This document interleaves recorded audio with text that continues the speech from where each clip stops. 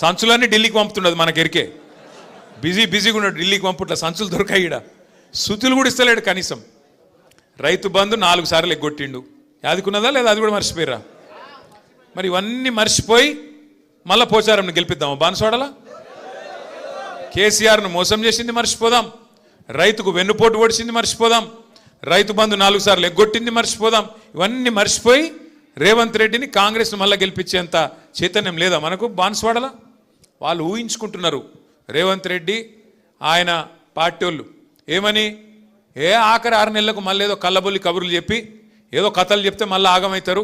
అమాయకులు తెలంగాణ గ్రామీణ ప్రాంతాల్లో ఉండే రైతులు ఒకసారి మోసం చేసినాం, మళ్ళా మోసం చేస్తాం అని చెప్పి నమ్మకంగా ఉన్నాడు. ఇవాళ 2 లక్షల రుణమాఫీ చేస్తా అన్నాడు. కనీసం 30-40% అయిందా? అది అయిందా కాలేదా?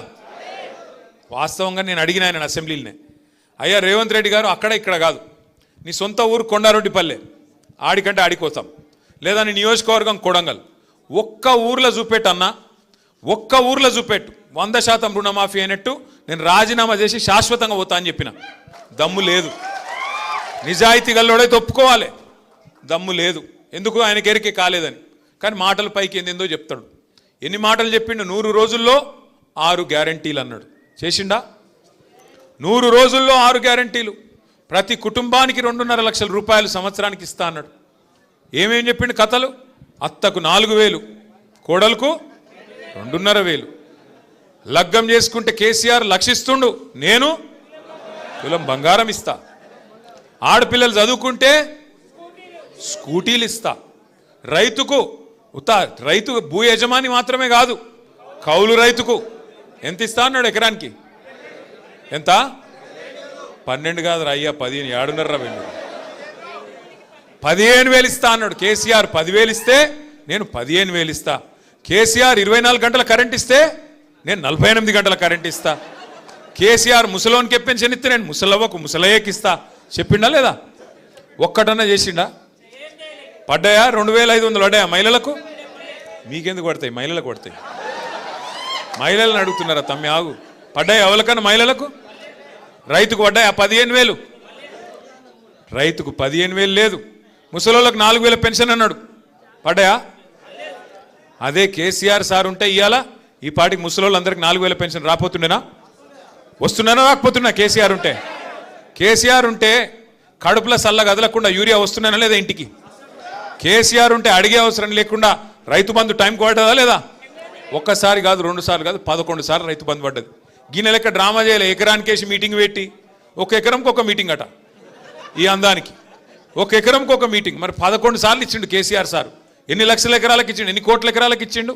ఎన్ని మీటింగులు పెట్టాలి? మరి గసంటోడి ఇలా మనకు దొరికిండు. ఇక పోని మీటింగ్ పెడితే ఒక్కటన్నా మంచి మాట మాట్లాడచ్చు కదా. ఒక్కటి ఏం లేదు. అయ్యా కరువు వచ్చింది, ఏం చేయాలా ముఖ్యమంత్రి గారంటే రక్తం జల్లుర్రి, రక్తం జల్లితే పంటలు పడతాయట. ఇలా పరిస్థితి ఏంది? రాష్ట్రం అంతా కరువు పరిస్తున్నది. బాన్స్వాడల వానలు పడ్డాయా? కానీ మీకు ఉపాయం తెలుసా? కేసీఆర్ ఎంత గొప్పగా ఆలోచన చేసిండో. కాళేశ్వరం దగ్గర ఏదైతే నీళ్లు ఇలా కిందికి ఉత్తగా సముద్రంలోకి పోతున్నాయో, ఎక్కడైతే ఇలా కరువు ఉన్నా కూడా కింద నీళ్లు పోతున్నాయి గోదావరిలో, అక్కడ కట్టిండు కేసీఆర్ పంప్ హౌస్. ఆ పంప్ హౌస్ కాడ ఇవాళ రేవంత్ రెడ్డి చేయాల్సిందల్లా బటన్ ఒత్తాలి. అంతే, ఏం పీకేదేం లేదు. నువ్వు పోయి బటన్ ఒత్తాలి. ఒక్క బటన్ ఒత్తితే పంపు చాలు చేస్తే ఇలా మీ నిజాం సాగర్ నిండుతుంది, మీ చెక్ డ్యామ్లు నిండుతాయి, మీ ఎస్ఆర్ఎస్పి ప్రాజెక్టు మొత్తం నింపే మరి మొత్తం ఉపాయం అంతా కేసీఆర్ చేసిపోయిండు. ఇవాళ ఈయనకు ఒక్కటే అడ్డం వస్తున్నది. ఏంటిది? ఈయన చెప్పిన అబద్ధమైన అడ్డం వస్తుంది.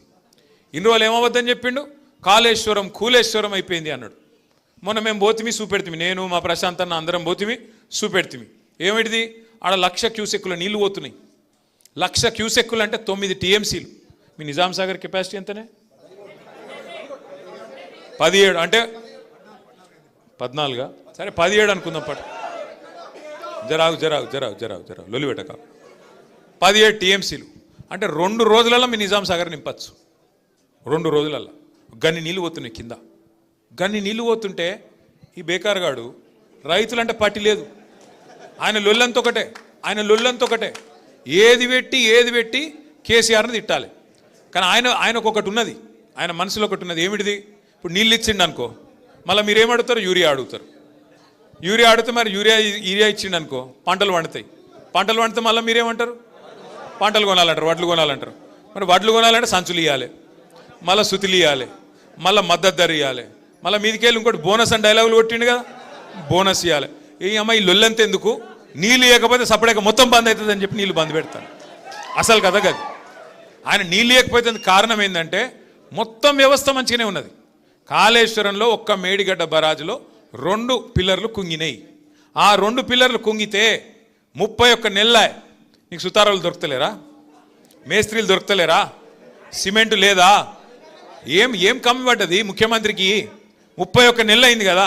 ఇప్పుడు మనం ఇల్లు కట్టుకుంటామే, ఇల్లు కట్టుకున్నాక ఒక మూలకి ఎక్కనో దగ్గర ఉరుస్తుంది, లీకేజ్ ఉంటుంది, ఉన్నది, ఇల్లు కూడా కొడతావా? ఎవడన్నా బుద్ధినోడైతే చెప్పుకుంటాడు కదా ఆయన గుంపు మేస్త్రి అని. గుంపు మేస్త్రి అంటోడు ఇల్లు సదురుతాడా కూల కొడతాడా? చదువుకోవాలన్నా చిన్న తప్పు ఉంటే. మరి 31 నెలలు అయింది, నీకు లేదా ఆలోచన లేదా? ఎంతసేపు కేసీఆర్ని తిట్టాలి, కూలేశ్వరం. ఏం కూలేశ్వరము? ఆ కాళేశ్వరంలో 100 భాగాలు ఉంటే ఒక్క భాగం మేడిగడ్డ, ఒక్క ఇస్సా మేడిగడ్డ. 100 ఉన్నాయి అందులో. మేడిగడ్డ సొంటి 3 ఉన్నాయి బారేజులు, 15 రిజర్వాయర్లు ఉన్నాయి, 19 పంప్ హౌజ్లు ఉన్నాయి, 21 స్టేషన్లు ఉన్నాయి, సబ్ స్టేషన్లు, 1000 కిలోమీటర్ల గ్రావిటీ కాలువలు ఉన్నాయి, 100 కిలోమీటర్ల సొరంగ మార్గాలు ఉన్నాయి. అవన్నీ చక్కగానే ఉన్నాయి కదా. ఆడ అసలు ఆ పంపు చాలు చేసే కాడ బ్యారేజ్తో సంబంధం కూడా లేదు. బ్యారేజ్ మీద 18.5 కిలోమీటర్ల మీద పంప్ హౌస్ ఉన్నది. ఆ పంపు కాడికి వెళ్ళి నీళ్ళు కిందికి పోతూనే ఉన్నాయి. నువ్వు చేయవలసిందల్లా ఒక చిన్న పాయ లెక్క తీసి ఆ పంప్ హౌస్లోకి నీళ్లు మలిపి ఒక మోటార్ వత్తాలి కదా, ఒక్కటే చేయాలి. ఆయన అది చేసినందుకు ఆయనకు బాధ ఏంటంటే ఇన్ని రోజులు నేను చెప్పిందంతా అబద్ధమని దొరికిపోతా, ఇన్ని రోజులు నేను చెప్పినని లుచ్చా మాటలు అని చెప్పి ప్రజలకు అర్థమవుతుంది. అందుకే మిమ్మల్ని ఎండబెడుతున్నాడు. ఇవాళ బాన్స్వాడోళ్ళను, మొత్తం నిజామాబాద్ జిల్లా వాళ్ళను, ఎస్ఆర్ఎస్పి కింద ఆయకట్టు ఉన్నోళ్ళను, నిజాం సాగర్ కింద ఆయకట్టు ఉన్నోళ్ళు మొత్తం ఆ వాగులు, చెక్ డ్యామ్లు అన్నీ నింపుకోవచ్చు. ఇవాళ ఈ ఒక్కరోజు కాదు, నీళ్లు అక్టోబర్ దాకా ఉంటాయి. నీళ్ళాడ రోజు పోతున్నాయి కిందికి సముద్రంలో.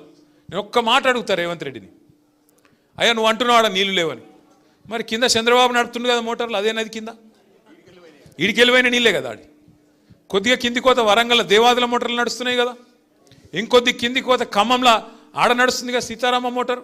అక్కడ నీళ్లు ఉంటాయి ఎట్లా, ఇక్కడ లేవెట్లా? ఆడ మోటార్లు నడిస్తే ఎట్లా, ఇక్కడ నడవే ఎట్లా? అంటే ఆయన బాధ ఏంటంటే గిది దొరికిపోతుంది, దొంగ దొరుకుతాడు, అబద్ధం దొరికిపోతుంది అని చెప్పి ఇలా అడ్డమైన మాటలు మాట్లాడుతుండు. ఇంకోటి ముఖ్యమంత్రి కానే అవుతుంది. నీ బాధ ఏంది అసలు? ఓ దిక్కేమో